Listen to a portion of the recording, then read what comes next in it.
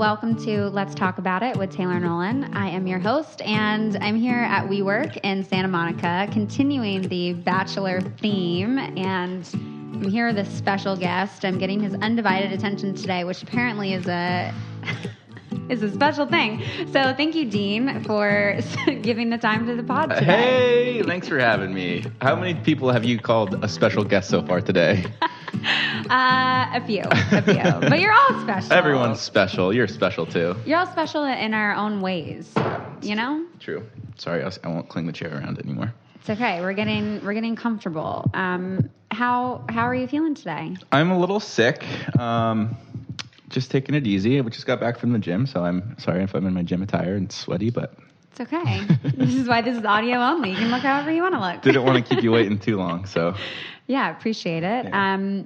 So there's so many things that I would love to get in with and talk with you about. I mean, from being on Rachel's season of The Bachelorette and from being on Paradise, we've learned a little bit about your background in your family life. Your mom passed away from cancer and, have an unusual family dynamic, some, conflict there with your father, and just overall relationship difficulties romantically. I have a lot of difficulties. we all have difficulties, but yours are just that's a bit of an understatement. Done very publicly. But you touched on something right before we started recording, and that was saying that you have difficulty expressing empathy, and that is something I think we should totally let's dive into it. I'm definitely down. It's funny because we had a relationship therapist on my podcast maybe 2 or 3 months ago, maybe longer than 4 or 5 months ago. Mm-hmm. And she leaned into me and she's like, Dean, what's your biggest fault in relationships? And she was fully expecting me to say something along the lines of, I don't, something very trivial, right? Mm-hmm. Something super unimportant. Yeah. Sometimes I don't put the toilet seat down. But I leaned into her and I was like, I think I struggle with empathy. And she looked at me and she was like, okay, but what else do you struggle with? Wait. Right. And so we didn't really get to expand on it much, but it's something that I've been pretty well aware of for some time. I think even since I was probably preteen. And yeah, I think like we just briefly discussed before jumping on the podcast is I think that it definitely kind of inhibits my ability to fully dive into a very successful romantic relationship. Mm-hmm. But it's I don't know. I want to work on it, and I've tried to take the steps necessary to continue to work on it. Mm-hmm. It just is a lot harder to work on something like that than you think. Yeah, it is. And I think one of the hardest parts about expressing empathy and practicing it, feeling it, is the vulnerability of it. Yeah. Well, what do you mean? In what aspect? To be empathetic, to express empathy towards someone else, you are putting yourself in a position where you have to be vulnerable. Mm-hmm. In order to relate to what someone else is feeling, you have to be vulnerable and reach that place within yourself. Mm-hmm. It requires you to be somewhat subjective and to dig deep into for sure a feeling that you can relate to. Right. And I think that's what I struggle with a lot too, is it's difficult for me to put myself in someone else's shoes, no matter who it is, mm-hmm. whether it's someone going through a loss similar to what I had as a child, whether it's someone going through something completely different, that's kind of just asking for, some a shoulder to lean on, a shoulder to cry on, whatever it is. I'll always be there for them, and I'll always do what I can in order to comfort them. But in those moments, I'm always kind of awkward, and I don't really know exactly what to say, mm-hmm. or how to appeal to their, their whatever, their pathos, whatever it is. Mm-hmm. And it just is. It's been a common theme in my life, I feel like. Mm-hmm. Yeah. Well, when someone's experiencing something difficult, mm-hmm. and they're expressing a very vulnerable emotion, maybe they're crying or mm-hmm. they're expressing this sense of hurt. I'm picking up that it makes you a little uncomfortable. Super uncomfortable. But again, mm-hmm. It makes me uncomfortable to do those things myself. And even when I look back at my life, I have always been a very logical person. Mm-hmm. And, obviously you could skew either way, logical or emotional. And I think that I skew probably too far to the logical side of things, mm-hmm. which is not good. Obviously you want to be somewhere in the middle. It's probably a happy medium. I remember once when I was 10, one of the I guess, one of the most drastic moments of my life, or one of like the most significant moments of my life that I consider to be super influential, I guess. I was 10 years old. We were riding bicycles, me and my best friend, and he was like 10 feet in front of me. His bicycle fell over and he got ran over by a truck, and his head like exploded outward. And I remember like sitting behind him, and I saw it happen. And like I pulled my bike over and I sat on the grass, and I was like, I should probably be crying right now. Like I should probably be really upset about this. And so like I started crying, cried for like 30 seconds. And I was like, well, why am I crying? Like I can't really do anything to change this or fix this. So like I should probably just stop. And then like everyone was like rushing over, like, oh my God, Dean, like, are you okay after seeing that? And I was like, well, yeah, but I guess I should act more upset. So I'm going to start crying again.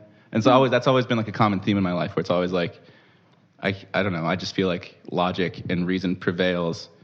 Honestly, a lot of times for worse than like, I don't really let my emotions get the best of me.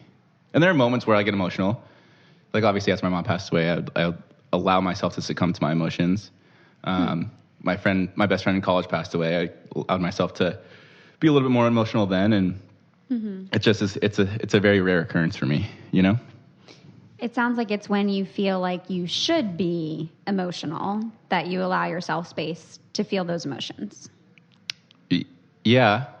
But again, I hate like having the outward influence of being like, okay, like when I was 10, I was like, okay, like these people think I should be crying, so I'm going to cry. Yeah. You know? That there's like, you feel like there's this pressure that in this situation, this is what should be happening. Right. This is what my reaction should be, but you don't actually feel that. Right. Well, and so that's what I'm saying. That's why I think I struggle so much with empathy, is because I struggle so much to even be emotional within myself.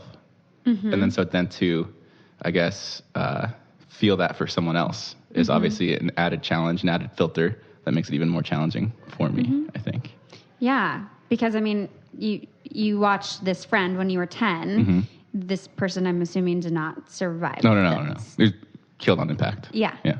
So there's layers to that. There's definitely some shock there at first, I'm imagining. And, so, you know, it's hard to even say how someone should feel because it's all subjective. And everyone's going to experience things very differently. And there's like layers of trauma even that cause us to react in ways that wouldn't necessarily be predictable. So I can totally see where for you, you know, you have this experience and then you're kind of like, whoa, I think I should be feeling this. So like, let me find that piece so that I seem like a normal person, you know, and so that people aren't like putting the attention on me, and so that I'm not even feeling even more uncomfortable. But I mean, yeah, that's like it's a big issue. That's a hard place to be, because how you do connect with people is through vulnerability and is through, you know, being able to connect emotionally frequently. Absolutely. And I don't ever really have an issue with sharing my experiences, but it's the uncomfortable things. And it's the uncomfortable things, sure. And a lot of times it's a lot of people maybe don't fully grasp I think that people struggle to empathize with me as well. And so it kind of goes both ways. Yeah. And so when people struggle to fully understand the scope of everything that I feel like I had to go through, which again, I don't necessarily think it was bad, whatever, like there's much worse things out there. But still, it's your almost experience was also a difficult experience. Sure, absolutely. But yeah, when people struggle to, or I guess fail to empathize with my story, it kind of like even shuts me off even more, you know? Yeah, like it, and that's like the hard part of actually like connecting with people, because it's like someone has to make a first move in a way to express empathy and then to also receive empathy. And I think I can see where, especially with some of your life experiences that are really that source from a lot of pain and a lot of loss, that there's maybe like what I'm imagining, and tell me if I'm wrong, like a sense of almost like resentment from people when they don't empathize with that, or when they fail to, that then it's like, well, why would I give you my empathy then if you can't even... I don't think it's like a tit for tat sort of thing. Like, since you're not giving it to me, I won't give it to you. It's just a matter of, I don't think that we'll ever really fully understand each other. And maybe like I'm still processing the stories too. Like beyond all those things, there's still many things that obviously happened to all of us as children that I just think it's so uncommon to the point where no one can really like sit down and be like, okay, wow, like I see it. I see what you're saying. I see where you're coming from. And so that because I've never really like had someone or anyone in my life that like sits down and like tries to fully understand everything that I've experienced, I think that just kind of like shuts me off later, like having gone through life up to this point without really having someone that's like, okay, like let me digest this with you. Let me, walk a mile in your shoes when you were 16, 17, whatever it was.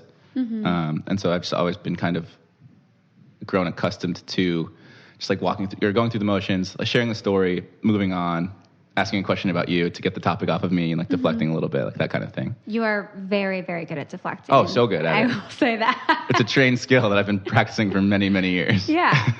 And you're very, very good at it. At the same time, too, it's beneficial because people love talking about themselves, myself discluded, and I'm sure you to some extent as well. But generally speaking, I think on average, people love talking about themselves. So if someone's curious to know about you, you answer the question, and then you turn it back around on them, and they can talk for 30 minutes. They'll ask you a question, you talk for 2 minutes, you turn it back around on them, and then they walk away from that conversation thinking like, oh, wow, that was a great conversation, when really they were just talking about themselves the entire time. And it's funny because you can tell the interest someone has in your story by how much they allow themselves to talk about themselves without bringing it back and be like, oh, look, that's interesting. Let's open up that a little bit more, that kind of thing. Yeah. Do you ever experiment with continuing to talk about your story and not deflecting it back onto them? Well, I never like bring it up out of the blue, but I'll share tidbits of things that I've experienced in my life if it comes up naturally in conversation. But I won't like be sitting on the couch and be like, hey, by the way, like this happened to me when I was, whatever age. I don't think many people really do that, but no, but I think there's like a way to go about being like, yeah, like I don't know if you know this, and like I want to share it with you, and I would never maybe do that. Process it. Never in a million years I would never do that. I don't know if you know this about me, but because there are a lot of things that people don't know about me. My close friends, like maybe they have an idea, but especially publicly, like no, it's like not even scratch the surface. Mostly because no one's ever asked the questions. Like even when I talked about the passing of my mother on Rachel's season, like that's just one dimension of all of the things that I consider significant in shaping me to be the person that I am today. And the only reason that got brought up was because they were like asking me about it, that kind of thing. Like it never would have gotten brought up had they not asked about it, Is there anyone in your life that, I mean, earlier you were basically saying that no one has like sat down and like gone through these things with you and maybe allowed a safe space for you to kind of like process some of these things that have happened in your life. But I'm just curious, like if there is someone that you feel has kind of been... No, not really. But mostly because like I have great friends that would always be willing to like sit down and hear me out. But until they like no one would ever be like, all right, Dean, like let's talk about everything, Like it's just a matter of I don't have the interest necessarily in sharing it because it just seems kind of unnecessary at times. I have my therapist. I haven't seen her in a couple of weeks, but obviously we talk pretty candidly about everything that's happened to me, and even her, like I've been seeing her for 3 or 4 months, and she still has a lot to learn about me. But now, did you ever go to therapy before the show?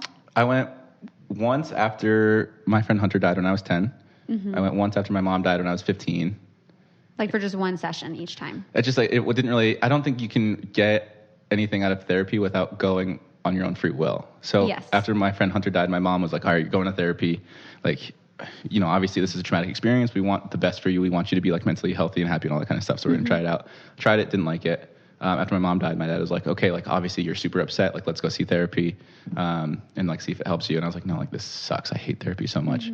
But then like obviously 6 months ago or so after Leslie and I broke up, I was like, well, I got some issues. Let's go talk about these with someone. And therapy's fine. I'm definitely getting more out of it now than before, but I think one thing that I don't necessarily like about it that I've experienced is my therapist tends to agree with me too much.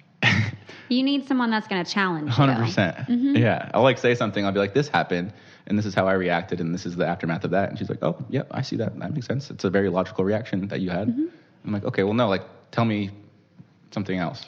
Yeah. I don't know. You definitely need someone that's going to challenge you a lot. And I think one thing that your therapist is probably doing is attempting to validate your experiences and provide you with some support, because it sounds like while you do have some support in your life, you don't necessarily reach out for it when you need it. Right. Or when you want it. I don't think I ever You kind really of wait for need people it. to like ask the questions. Because I almost think that like sharing my story is a burden on someone else too, unless they're like genuinely interested in hearing it. So I just had a conversation about this recently about sharing parts of your story with other people and feeling like it's going to be a burden on them. Mm-hmm. So I disagree with that. I don't ever feel like sharing your story with someone else is putting a burden on them. One reason, because oftentimes you will find that that person can relate in some shape or form to whatever it is that you're telling them. That's part A. Okay. Part B is that then allows them to either process their experience more or to find that place in themselves where they can empathize with your experience. Right. So benefiting them, benefiting you. Okay. Third, once that happens, then you guys are both connecting. More so than before, sure. Yeah, and so by you actually sharing your story with someone else, it's not necessarily a burden on them, but that it's a point to allow you guys to both actually connect. Okay, in addition to being a burden, though, I also hate how sharing a story that has affected your life negatively, almost is then you seeking sympathy from them for future things. You know? Like, oh, because this happened to Dean, I'm going to be nicer to him, or I'm going to do this because of this experience that he had. And I don't want that. Like, I don't want anyone to be like, oh, I feel bad for Dean. I never want anyone to feel bad for me. So there's fear in sharing your story in the first place because you don't want sympathy. Right. What you do want is empathy, because empathy is connecting. Sympathy is disconnecting. Sure. So do you know what I mean by that? Well, I know empathy is, yes, I understand the difference between empathy and sympathy, but I'm just trying to process it right now, I guess, on the spot. Yeah. But, yeah, I mean, like I said, Do you get what I mean, though? Like with how it can be seen as not a burden. Like the reframing of that. I fully agree with that part of it. Yeah. But another point that I don't like sharing is just because I don't want people to be like, oh, like I feel bad for you. Yeah. I don't like being felt bad for. Yeah, no one likes that. Right. And especially, I mean, as like a masculinity thing, I think that plays a part. I don't even know if it's a masculinity thing. It's just a humanity. I think it's like an ego thing. Sure, I guess. And like I have been afforded so many advantages in life just being a tall white male. As shitty as it is to say. Yeah, no, I'm very advantage. happy that you have acknowledged that, because. And so for me to like sit here and complain about my life is just bullshit. I think to me be like, oh, like I deserve this because this happened to me. No, it's like I literally have an advantage over 90% of the world because of my skin tone and because of the Y chromosome that's in my DNA and because I'm over 6 feet tall. And also being cisgender and straight and all those other things. Sure, yeah. But I think that's wonderful to acknowledge that and to have an understanding of that. But also then you are belittling what your experiences are and you are invalidating yourself. Do you see that? I understand the invalidation of it. It's just like, I think. And that's also why your therapist is like, oh yeah, that makes sense. Why? Because she's trying to like validate your experience. Okay. And I think it's like you are then essentially, before you're even sharing a story with someone else, you're already like invalidating yourself and basically telling yourself to like suck it up because it could be worse. Absolutely true. Well, and because I feel bad complaining about stuff because I don't have any place to be complaining. But I don't think that even in you sharing your story with someone that A, that it's you complaining, or B, that it's you becoming a burden, because the shit that you've experienced is like real life shit, Dean. You're not like, oh my God, I hate that I had to do the dishes today. Like maybe sometimes you are, but for the most part, when you're actually getting vulnerable and sharing that with someone else,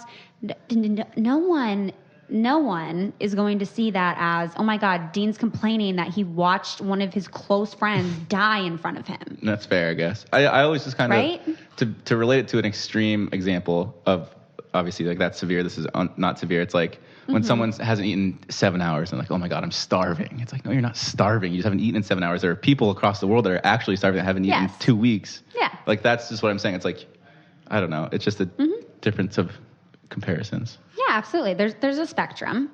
There's a spectrum for sure. I just think, but in terms especially of like, us as Americans, like we're super entitled, and I feel like for us to complain about anything is just such a silly concept to me. Yeah, but I don't think that. I think that when you are nourishing and developing your relationships and deepening them, you're not doing it through complaining, you're doing it through sharing your story. And regardless of if that story has some privilege in it, it still is your story. And there will be parts of it that people will connect with. And I think you start to, again, your highly skilled deflection occurs even through this like acknowledgement of the privilege. I'm pretty good at deflecting. Yeah, there's layers. I know. There's some layers to the deflecting. Yeah. Well, I'm working on it. You are. You're working on it now as we talk through this. It definitely comes and goes in waves. Where moments where I'm like, oh, like I definitely need to fix this, and then like, a wave comes. I'm like, all right, no, it's fine. I don't need to fix that. Like that's just who I am. Blah blah blah. And then a wave comes back, and I'm like, oh no, I need to fix this. Like let me work on this. And it's just it's hard to pinpoint like the mental, I guess, shortcomings or the things that we need to work on mentally to identify them and then to take action in improving them is a very challenging task. It is. And I think it's important to remember that like none of that happens overnight and that you can make mistakes throughout that process and it doesn't necessarily take away from any progress that you're making. Which is challenging for me too because I'm very short-sighted. I'm impatient to the point where I'm like, okay, I have my sights set on something and I want to accomplish it and I want to accomplish it as quickly as possible. And like you said, mental things don't get accomplished overnight. And so it's like if things don't happen quickly, when I'm definitely like trying and putting forth the effort, then I almost kind of like lose sight of the things that I was trying to improve upon. And then you don't really have like motivation, I imagine, or lose motivation. Lose motivation, sure. Yeah. When you don't necessarily see the change happening as quickly as you had hoped to see it. And you can see it in all things. Like if you're taking a class or learning a new skill and you don't see yourself improving as quickly as you want, and then it's kind of like frustrating sometimes. What's like an example for you? Something you're working, I mean, aside from some of the stuff we've touched on, but like, is there anything? I'm working on getting my private pilot's license to fly single engine aircrafts. And I was like, I'm going to get this in 3 months. And I'm like 4 months into it. I'm like, fuck, I'm still like 4 months away from getting this license. So it's going to take me like 3 times as long to get it as I had originally hoped. And I'm like, well, this is making me lose motivation to really finish it out, you know? What does that make you like tell you about yourself? I think that I think I am more skilled across the board than I really am. I think I get excited easily about certain things. And then I think that excitement kind of wavers as time moves on. And because of that wavering excitement, I like obviously dedicate less time to it. I get less focused on it. And then it just is like a snowball effect and things become to, I guess, move into like a screeching halt. Would you say that carries over not only I knew you were going to bring it up. I knew you were going to do that. Oh, do you think that applies to your relationships as well? Well, yeah, Taylor, I'm sure it does. Like, as you're saying it, I'm like, yeah, you are very easily excited, and then these things do happen. Okay, yeah. No, and you're absolutely right. It does definitely apply to my relationships. I don't know. I can fall in love very quickly because I want to, and like I definitely, falling in love is exciting. Super exciting. Gives you all the endorphins. Yeah. It's exciting. But it's funny because then you fall in love and you have this relationship and then things, like if you go from 0 to love over the course of 3 weeks, then from the 3rd week to the 9th week, not much is going to change. Yeah. And so it's like that becomes less exciting. And even my therapist, before I left on my trip around the world, she was like, you have an addiction to novelty. And I think what that applies to is like you obviously like love experiencing new things. And I think that also applies to relationships. Like there's the novelty of a new relationship. It's exciting. It's fun. You're learning about each other. And then as things start to like level off, where most people are like, okay, like now I'm in a successful, happy relationship. I feel content. I have safety. There's security. And then I'm like, this is the same thing that was going on yesterday. Like this is kind of, getting stale in a sense. So I don't know. Like I'm all messed up in the head. I know I've got a lot to work on. I'm curious if you've like experimented or done research or talked to people or have any knowledge over like the different forms of relationships, like a polyamory wave. Or like. I would never ask anyone to be in a polyamorous relationship. I don't think I'd be capable of being in one of those.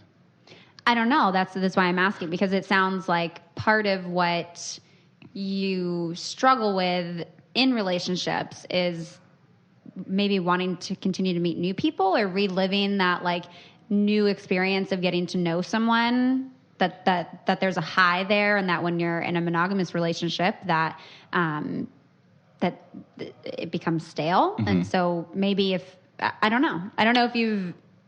Well, so are you familiar with like the types of relationships? It's like secure, anxious, whatever. I can't remember all of them. Yes. What was I? What was the one? It wasn't secure. It wasn't anxious. I was the other one. It's going to bother me. Yeah, I know what you're talking about, but they're not all coming to my head. Avoidant. That's what it is. I'm avoidant relationship. And I think that kind of relationship style is inherently like a up and down sort of relationship. Mm-hmm. And from how much I understand from the things that I've read or the things that I've heard, is obviously most successful relationships, like by an extreme margin, is two secure people being in a relationship. It's never an avoidant and an anxious person in a relationship. I mean, I'm sure obviously there are certain cases of it being that way. Mm-hmm. And it's funny, like I look back on my past relationships, like the public ones. I think Leslie was secure, Christina was anxious, but since I was avoidant in both of those relationships, they tended to be less successful. Mm-hmm. So it's just interesting to kind of like learn that stuff and be like, oh yeah, like that just kind of defines me in my relationships pretty accurately sometimes. How does that play over in like your friendships? What do you mean? Like, how do you see those dynamics play out in... I think I'm a good friend. I think. Yeah? Yeah. Like in what regard? I don't understand. Like, do you... The struggles with like wanting the novelty, does that also follow through in friendships and non-romantic relationships? Well, like in terms of do I like to go out and meet new people in like a platonic way, like friendships types of way? Not really, because like I'm kind of, I don't know, I'm a big mess because like I'm a recluse, like I'm very introverted, but I'm outgoing and I can have conversations and all that kind of stuff, right? Mm-hmm. But I think like if it were up to me, if it was Friday night, I was living at home by myself, whatever, like it was my decision, I'd probably stay home more often than I would go out. So I don't think that necessarily affects my friendships. Wow, friendships. I don't know. Okay. Yeah.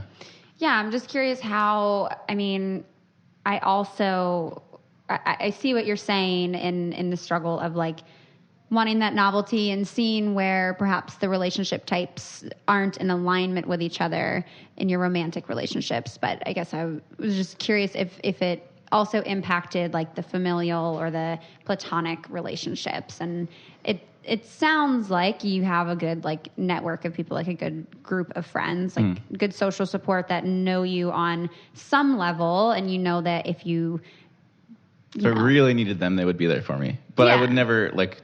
You would never put yourself in that position. Right. Why? Because of the burden thing. Because you don't want them to pity you. Right. It's a feeling of like, I guess inability is kind of a fear of like, you don't want to be incapable of fixing something yourself. And what does that mean to you if you cannot fix something yourself? Well, that means that you're a failure. Mm-hmm. And no one wants to be a failure. Do you think you're a failure? No, I don't. I don't know.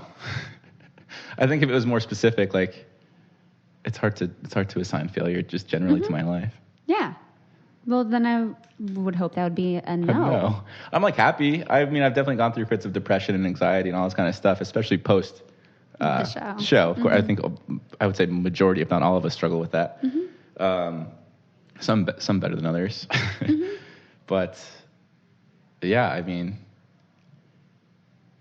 there's like a little bit of, I think like if you weren't able to pinpoint it and like recognize fault or issue, then that would kind of be like derivative of like narcissism, Mm-hmm. But like the fact that I think so many people are like willing to be like, okay, like this is my issue, this is my problem, I'm going to either seek help professionally or through my friends or whoever it might be.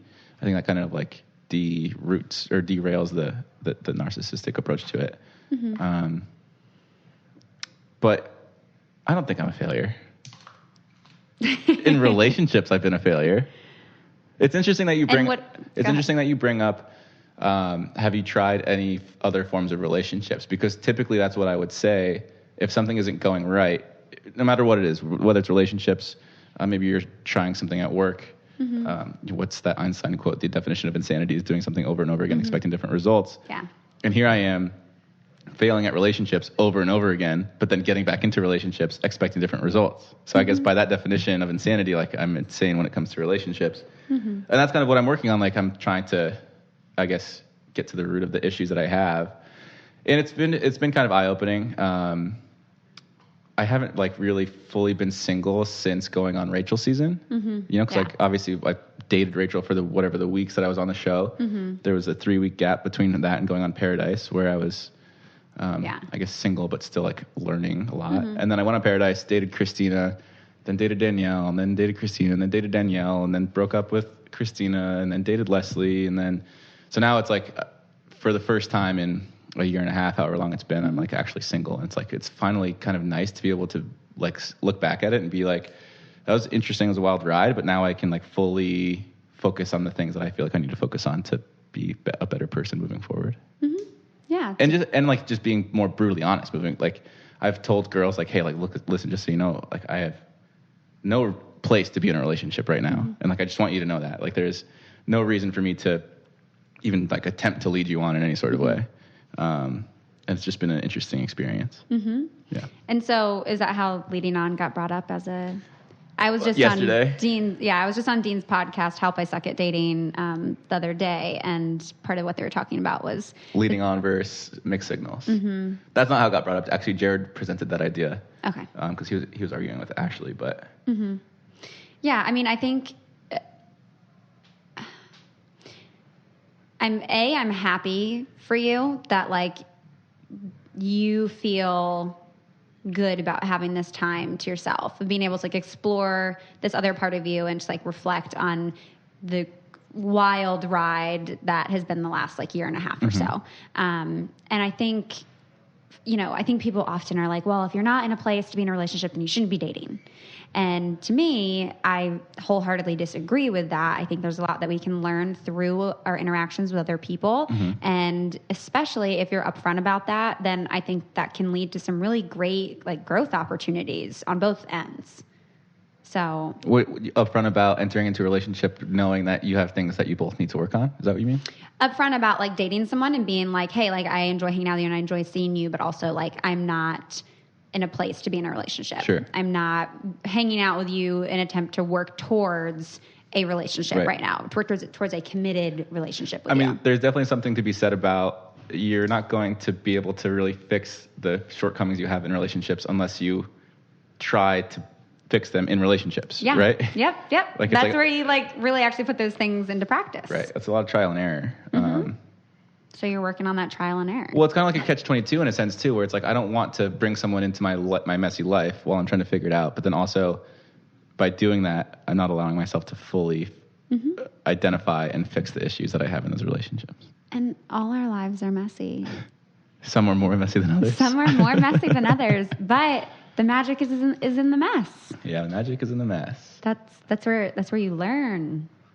All the struggle leads to strength and, new insights and all of that. And I think that's like a very difficult place to be, but it takes a lot of courage to be in that place, like to actually sit in that place.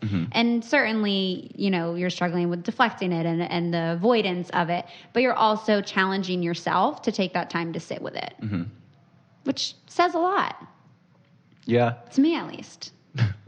I can't speak for everyone. It's kind of a bummer too, because like I said earlier like we discussed earlier, about how short-sighted I personally am, and I think even just as a society in general, how we kind of expect results and we expect them immediately. Yeah. You identify these issues and you're like, okay, well, like how long can I be in this limbo phase of figuring myself out before I like really need to have it figured out?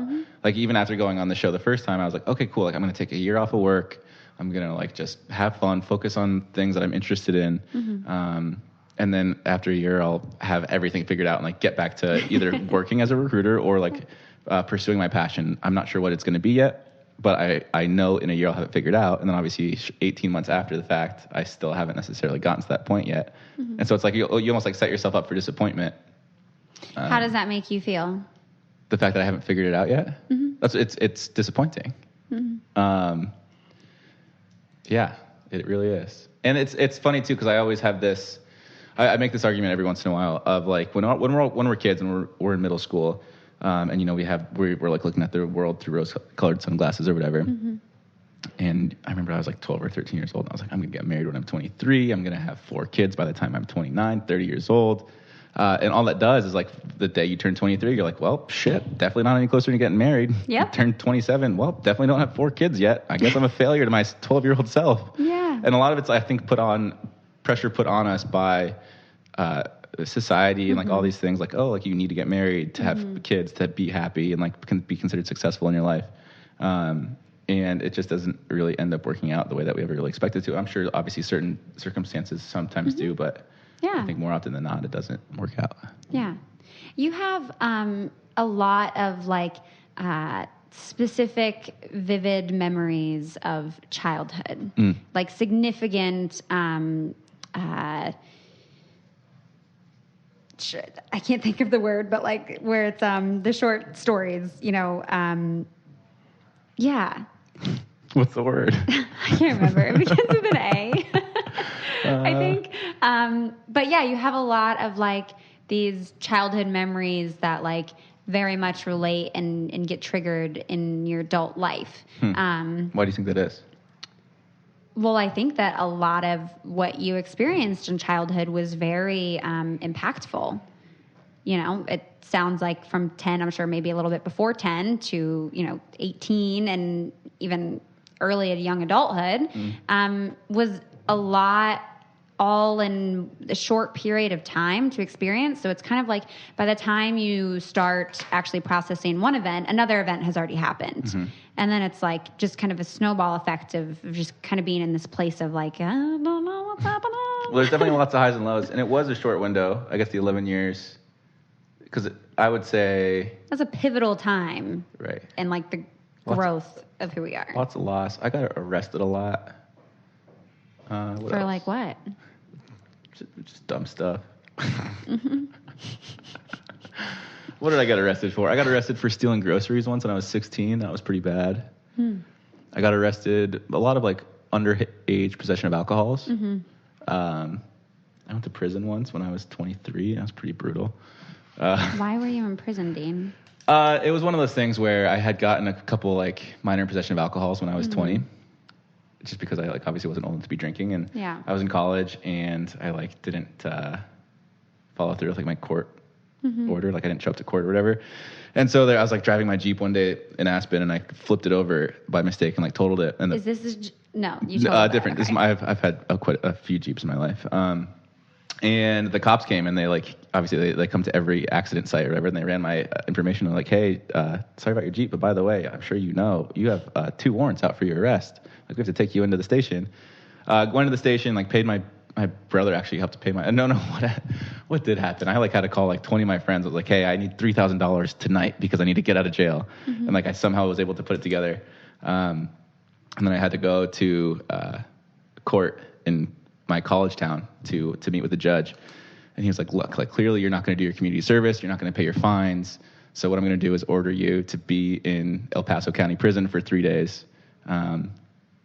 Because like that's the only thing that's really going to be suitable for you. Like teach you a lesson. Teach you a lesson, right? And it's funny enough. I don't know if I should really share this or not, but this is kind of how messed up our system is.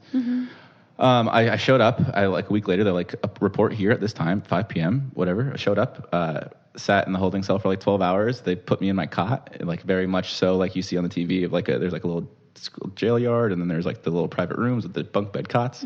We'll get in my cot, fall asleep for like 2 hours. 2 hours later, a guard comes in and like shakes me, and he's like, hey, kid, just so you know, like the prison's getting real full, and we need this like bunk bed for the real criminals. You need to get the hell out of here. Yep. So I was literally in prison for like 12 hours. And they're like, get the hell out of here. We need this for other people. So definitely learned my lesson. Yep. Got a lot of people going in there. Yeah. And what's funny is, too, when I got announced on Rachel's season, people were like, a lot of things got published. Like, oh, my God, he's had all these run-ins with the law. I was like, I was 20 years old. Give me a break. You know? Yeah. Interesting. Yeah. That's a story. Yeah, that's a lot of experiences within that 11, 13-year span. Yeah. That, like, a lot of loss. Yeah. And that takes, like, a lot of time to process. And I hope that you don't put the pressure on yourself, or, like, don't, or at least have empathy with yourself, if you can try and work on that. To, like, give yourself the space and, like, the grace to be like, it's okay that you don't have it all figured out. And it's, like, okay that, like, and this is basically what your therapist is saying, but that, like, to not be so hard on yourself. Like, even, like, as you say some of your stories, you're like, I'm a mess. Well, I'm terrible at this. I'm so bad at this. I'm suck at relationships. I'm a failure. All these things that, like, you say, like, to, in a way, take ownership, but in a way to be funny, in a way to deflect, but, like, also, like, shut up. Okay. Like, because it's not that, like, you suck at relationships. It's that, like, you've had a lot of fucking life happen, right, but and here's it's hard to deal with. My argument to that is, how long can I use that as an excuse as to why I haven't had a successful relationship? I don't think that the length of time matters. I think that if I you're can't be working, 43 years old. Like, what if I'm married at 43 years old and I get in a fight with my wife? I'm like, you don't understand because my mom died when I was 15. Blah, blah. Like, that's an argument that I shouldn't be using anymore, in my opinion. I'm unaffected presently. Like, of course, it affected me greatly, but, like, has no bearing on my life currently, day to day. You know what I mean? It does. Psychologically, maybe, like, embedded in the core of who I am, but it doesn't excuse anything that I do nowadays. You know what I mean? Yes, it's not something to be used as, like, an excuse or to deflect from something, but it definitely is a point for someone to understand the impact that it's had. All the things in your story, when you're in a relationship with someone, I would hope would understand the triggers for those things, and to understand to have empathy with you to work through those things, as opposed to, like, saying, well, you should be over this by now. Or, like, well, that was years ago. Like, get the fuck over it, Dean. Like, that's not, I don't think that is appropriate to put that pressure on yourself to have all those things figured out. Like, you may be 43 and you may get in an argument with your wife and you may say, well, you know what? Like, my mom died. And I would hope that then at that point that your wife would step outside of herself for a second and realize that what you guys were arguing about at that point is no longer what you guys were actually arguing about at that point. I don't because think that's now fair. something's triggered. That's not fair to her, though. That's, like, I think by doing that is I'm removing the pressure from myself and then putting it onto the person that I'm talking to, like, because of this, and like, it almost, like, makes them feel bad. Like, oh my God, like, I shouldn't have said that because of this kind of thing, you know? I disagree. Okay. Because partially, I think if that person really loves you and they really understand your experiences, that it's not going to be, oh God, well, now I have to set this aside, but it's going to be, like, wanting to care for you and understand. Granted, if you're throwing it out there as an excuse, if you're throwing it out there to deflect something and the intention is clear that it's like you're just not in this right now, like that you're just trying to make it something else, then that's one thing. But if you're, like, genuinely triggered by something and it's coming up in a natural way, then I don't think that pressure should be put on you, that, like, oh, well, you should be over this, or, like, that isn't relatable. Like, it's relatable if it's actually triggered and if it's a part of your experience in that moment. I'm trying to think what my triggers could be. Do you know what your triggers are? I do. One of them was on the show. Paradise, yeah. I remember that. Yeah. Like, I will not tolerate someone speaking to me in, like, derogatory language in a relationship. Like, I've been in abusive relationships, and even relationships that I entered thinking would be non-abusive ended up being verbally abusive. And so my boundary, like, entering into a relationship is, like, you will not, you know, I have a potty mouth and I'll swear, whatever, but I won't ever be like, go fuck yourself. Right. Or, like, fuck you. Or, like, shut the fuck up. I won't say those things to my partner because that's speaking to them in a way that's very disrespectful. So that's the trigger. When someone says that to me, and when it came up on Paradise, there's a whole lot of other things involved in that, but like, that's a trigger. Like, I no longer hear anything else that you're saying in the rest of that conversation because my head now is stuck in that place. Mm-hmm. Turns into Charlie Brown, and you're just listening to adults talk. Yeah. Yeah. So, do you think it's important to identify your triggers? Absolutely. And then once you get a partner, to share those triggers with them? Absolutely. That's a huge part of communication. But see, I almost kind of pride myself in not having triggers. Dan, you're fucking human. You are human. I'm unbothered. Like, so much of what you are like saying is you trying to be like, I'm going to fix everything on my own. I don't need help from anyone. I'm not going to burden anyone else. I'm just going to be like happy-go-lucky, positive influence on everyone. Like, I'm going to try to be as least difficult as possible, which means I'm going to not feel these difficult things, which means these really difficult parts of my life I'm not going to put onto other people. But like you that's your story. That's your truth. Like it's you can't change it. Right, but I don't know. I just think that I should be able to figure it out on my own. Who says that? I do. Who told you that? I told myself that. I don't want to have to. Where did that start? And also, I think it's better that way because you're going to have a field day with this one. No, I think it's better that way because then if and when it doesn't happen and you're unable to change it, you can then be like, okay, that's my responsibility for not being able to fix that. No one else's responsibility. And so you're like, okay, I'm not blaming anyone else except for myself for not being able to fix that. And so by putting those issues onto someone else and be like, hey, like I need help with this, which is perfectly fine to do. Like anyone could ask anyone for help. I'm an advocate for that. Just not for yourself. Just not for myself. And if I'm like, okay, I'm going to give these to you. If you don't fix them, then you're a failure. But no, it's just going to be like, I'm going to work on these myself. I hope I can fix them. If I can't, then that's on me. You know what I mean? Yes.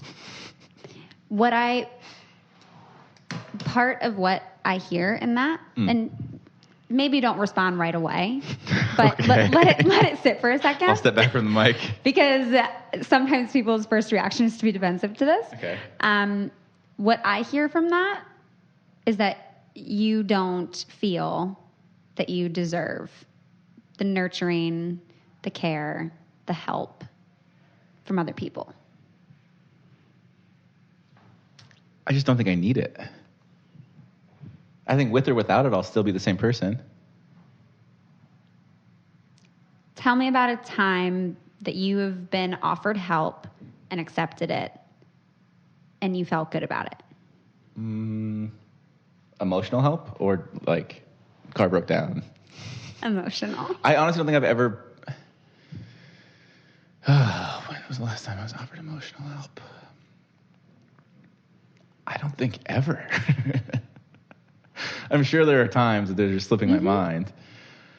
I think that sometimes people will offer emotional help when I don't need it. And that's actually, there's one recent thing that comes to memory, which I don't feel comfortable sharing because it's with my most recent ex-girlfriend. Okay. So I'll omit that. Mm-hmm.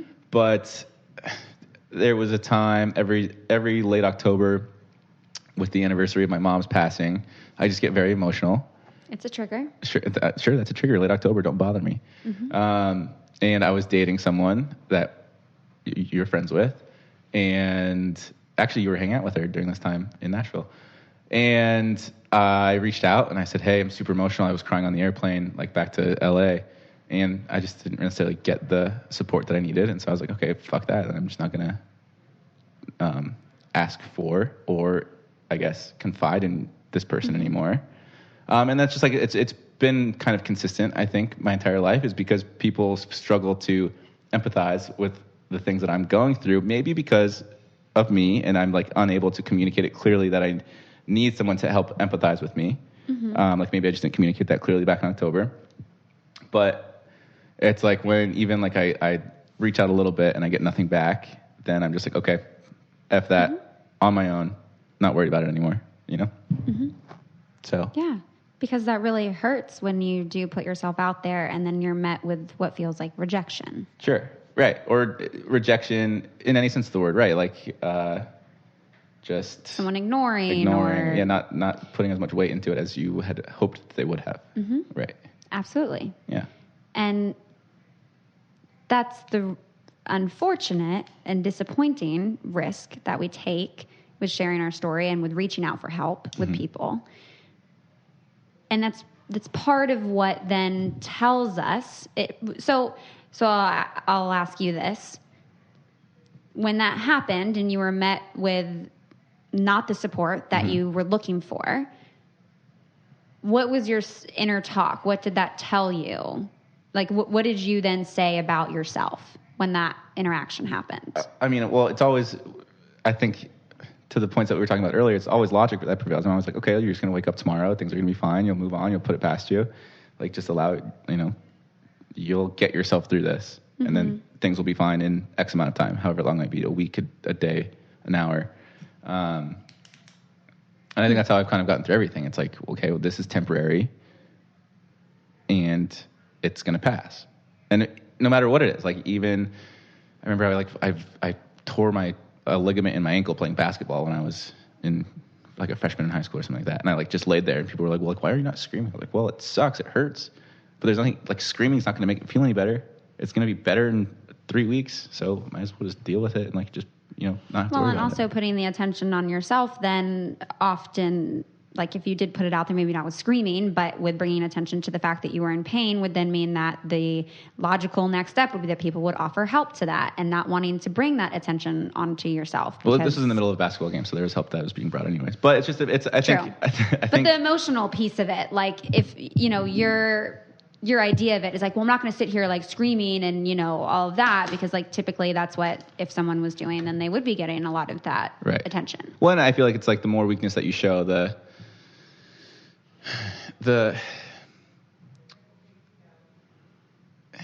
I guess the more people are willing to reach out and help you, but the more you're setting yourself up for disappointment because they won't necessarily be able to help you the way that you feel like you need to be helped.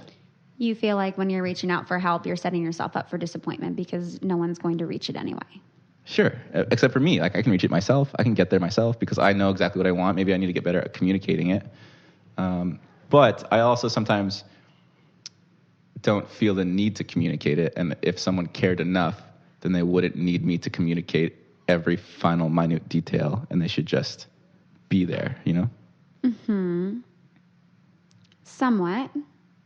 I think it's interesting. All this makes me think part of the conversation that I had with Kendall, and I don't remember if this was on recording or not, but of why empathy is so important. And actually, this conversation was with Sienna as well. But in terms of forgiveness and empathy, of always understanding that when someone hurts you, to also have empathy and forgiveness for them, because we never know what other people's problems are. Of course. And that often when we are hurt by someone else, it's because they also have unresolved hurt or are triggered in some way, and that, forgiveness for them maybe not knowing how to reach you, and then trying to work through to communicate what it was that you actually did need support in. I know that was something Derek and I struggled with a lot, was I didn't feel supported. Mm-hmm. And we always would say the same things about each other. But he would try to support me in one way, but I didn't receive that as support. So to me, it was no, you weren't there for me at all. Mm-hmm. And then to him, he's what are you talking about? I did this, this was me being there for you. And to me, I'm no. Mm-hmm. So it's actually communicating, ways that you do receive support. And again, I feel like you guys were pretty good at that, at least early on in the relationship. I remember seeing you had a love language board or something like that. Yes, discussing love languages, absolutely. And I guess obviously there's more to it than just the love languages, but you guys were mm-hmm. trying to be this is how I receive love from mm-hmm. my significant other. So, and just because you receive it differently, then the other person can be okay, this is how I'm going to give it to you, mm-hmm. sort of thing. Yeah. But I guess that only pertains to certain aspects of the relationship. And obviously if you need emotional support, then maybe it's a little bit more challenging and difficult to communicate that. But yeah. And also just when different life things come up, in the real world, when death happens, I have very different expectations of things when there's a death in my life, mm-hmm. It's always changing, and you're always learning about each other. So that's why I think it's so important to be consistently communicating about what your needs are. Like when you identify that this yearly anniversary is a trigger for you, where you're going to be a little bit more emotional, you're going to be triggered by some of these things with your mom, that like whoever your partner is, even non-partner related, even just your friends and other people in your life, to have that understanding to be able to say like, these are some of my needs during this time. But the thing is, those needs can be fulfilled by myself. So I have no interest in communicating them to anyone. What are those needs that you fulfill by yourself? I just I dwell on it for a little bit. I don't know, process it, allow myself to cry sometimes. It's rare, but I'll cry maybe a couple times a year. That's good. So perhaps part of that communication. But it's like the thing is with me is I'm going to get through it regardless of whether I ask someone for help or not. I'm going to be fine in a short amount of time, whether or not they're involved. And that's fine. But the reaching out to communicate that isn't necessarily to make sure that you're going to be okay. You will still be fine regardless. You'll always be fine. Eventually, You'll always be okay. Uh-huh. But where we reach like a deeper point of feeling connected to one another is in those vulnerable... I almost feel like it disconnects me more because then it doesn't live up to the what I need from them. Like, not even need from them, but what I expect someone to do in a situation where I'm in need, and then they don't necessarily align with what I might have hoped for them to do, and then that just makes me think like, oh, then this actually is not as much of my person as I thought that they were. Yeah. I hear you on that. It's like it just adds to the dynamic of the shortcomings of the relationship. I totally hear you on that. What would your expectations have been that point in October when you sent that text? What were you hoping to receive? What would have been your expectation? It would have been nice to get a phone call. A text conversation would have been all right too. It would have been like to have that person there with me physically would have been the best situation. Yeah. And I don't think that's too far-fetched of a thing either. Yeah. I mean, a sounding board. Like, because it's very rare for me to open up to anyone.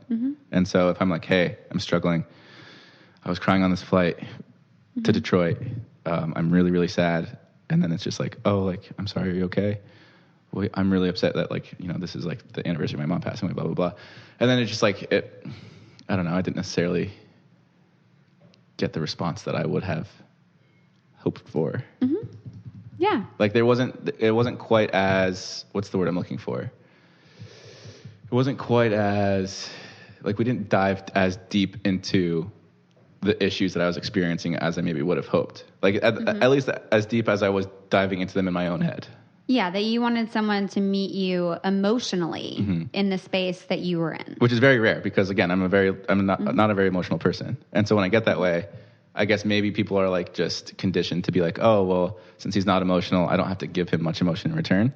But Do you see also where you create that? Oh, 100%. At the same time? Yeah. Absolutely. And then so it's unfair of me to then be like, oh, in the one time a year that I needed you to meet me emotionally, you weren't able to do that. That's I don't fucked think up that on it's me. unfair, but I think it's important then to understand where that person may not get that this is a time that you really want them to show up for you. Right. So to have, I think, a little bit of like leniency, like as opposed to just completely shutting off and being like, okay, well, I'm not opening up again because this was their opportunity and they didn't meet me there. And they blew it. To maybe have a little bit of, leniency and space to communicate. Nope, no leniency. Nope. You're one shot. Yeah. If you blow it, I'll maybe give you another one. But if you blow that one, ooh. Yeah. I mean, there are definitely things in my life where I'm similar and I have like deal breakers in that way that like if I open up about this and this is my expectation and I reality check myself, don't get me wrong, realistic things, but there are some things like I won't be able to forget and then I won't be able to feel safe opening up about moving forward. So I hear you on that and I get where that trigger specifically has a lot of emotion and a lot of sensitivity around it. And but it doesn't normally. And it's a shortcoming that I have as well. It's like I can brush over the death of my mom in 30 seconds, and then you'll understand that my mom died when I was 15. But I don't often get emotional about it, you know? I'm very disconnected from it, which is not a good thing by any stretch of the imagination. Well, it sounds like, But again, people feel uncomfortable asking questions about that because it's death and it makes us feel uncomfortable, and we don't want to be prying, and we don't want to make you feel uncomfortable. So then we're not asking the questions, and then you don't want to make the other person feel uncomfortable. So then you're deflecting so that then they don't have to ask the questions. And then we're all just avoiding all the conversation. And then we're just sitting there in silence. Yeah. Yeah. Yeah. Yeah. It's unfortunate. It's unfortunate. I hope that this October that you're able to reach out to someone. I mean, I'll definitely be single in October, so I'm just going to have to deal with it by myself, I guess. No, you have friends. Oh, well, yeah, You have other people. It doesn't have to be a romantic relationship. I hope you find one person to reach out to in an emotional state. There's a 0% chance that happens. Hey, by the way, what year is it going to be this year? This is the 11-year anniversary of my mom dying. Is it 11 year? Yeah, 11 year. Be there for me. I just would never do that. That's just not who I am. It would be nice if someone like reached out and be like, hey, it's a tough day for you, man. 11 years ago. I just want you to know, like, I'm here for you. I love you, blah, blah, blah. I don't want to have to be like, hey, look, I need this right now. It just. But now you're expecting someone to know something that they don't know unless you tell them. I've told people about it. It's just if they choose to remember it or not. It's a hard expectation to put on people, though, when everyone Sure, has but their own... if they choose not to remember it, then maybe it just wasn't important enough for them to then be like, okay, that's something that's worth remembering. Mm-hmm. I'm going to reality check you on this. Okay. That this might be somewhat... Certainly for the people that are very close to you, I would agree. They should know. But I think some of the people that you're developing relationships with or don't have super deep relationships with, I would encourage to have a reminder to them, giving them at least But it's like seeking pity by doing that. No, I think there's feel a way. Feel bad for me. No, it's not. It's not a feel bad for me. It's a, hey, I might need some time because this is a heavy week for me.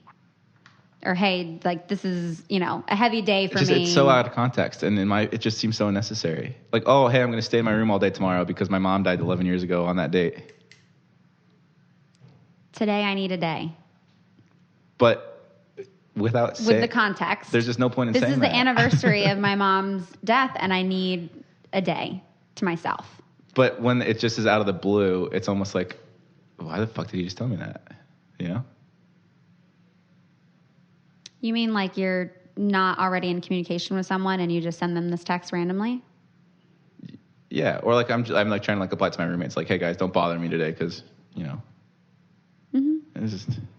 You don't like the fact that you even have to address it as a thing because then it makes other people feel uncomfortable. I'll just like wallow in the corner by myself and get over it. And October 25th comes around, I'll be all right. All of you listeners out here, October 25th, 24th, write it on your calendar. If you don't remember when it comes around, oh my gosh, sending some love. October 24th, 11 years. I'm going to encourage you to feel the feels. I'll feel the feels. Yeah, feel the feels. But I won't express the feels to anyone. I'm going to encourage that at least to one person. You open yourself up to share the space with, whether they approach you or you approach them, or it just naturally, the opportunity is there. I hope and I encourage that you lean into it in some way. I'll lean into it. We're 60 days away, so I can have a lot of personal growth in those 60 days. You absolutely can. We'll see what happens. You absolutely can. And I'm happy. I mean, first of all, I could like continue this conversation all day long. But I'm glad that you are like taking the steps like towards self-care and towards personal development and like challenging yourself, like going back to therapy and, having the support of your friends and just doing this like introspective work. It's good. And I'm proud of you for it. Thanks, Tay. Yeah, I am. Genuinely. Is there anything else you want to talk about? All the things. So many things. But we have to wrap up for the pod today. Is there anything else that like you want listeners to know? No, I feel like I've been rambling on for an hour about nonsensical BS that everyone's going to be like, what the fuck is this guy talking about? No, your life is not nonsensical BS. Well, it's just, I think on a daily basis, I'm such a contrarian too, so I have a lot of conflicting viewpoints on things. Mm-hmm.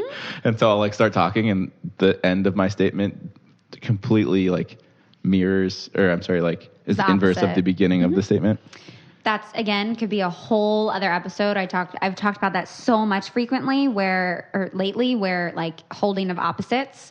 Like I hold a lot of opposites in my life, and it sounds like you do too, and it's something we should talk about. I'm just a contrarian, and it's kind of a pain in the ass for my friends and my relationships. I can understand that. I'll step away from the mic now. Where can people find you? The podcast, Dean's podcast is Help I Suck at Dating. Check out the last episode. Well, I guess I don't know when this one's getting up, but I don't know. Taylor was on. I was on it and opened up a little bit more about the breakup with Derek. So if you guys want to hear some of that, it's on Dean's podcast. And Help I Suck at Dating. Follow me on all my social channels, Deanie_babies. We have some big things in the works that I'm excited to share with everyone. And actually, I want to talk to you, Taylor, about something that I want to hopefully involve you in. But yeah, that's it. That's all I got. Awesome. Well, thank you for being vulnerable, even though it's uncomfortable. You're so done. Thank you guys for listening, and please leave a review on iTunes, and feel free to send questions or topic suggestions to ask.letstalkaboutit@gmail.com, and I will be back to talk more with you next week. Bye. Bye.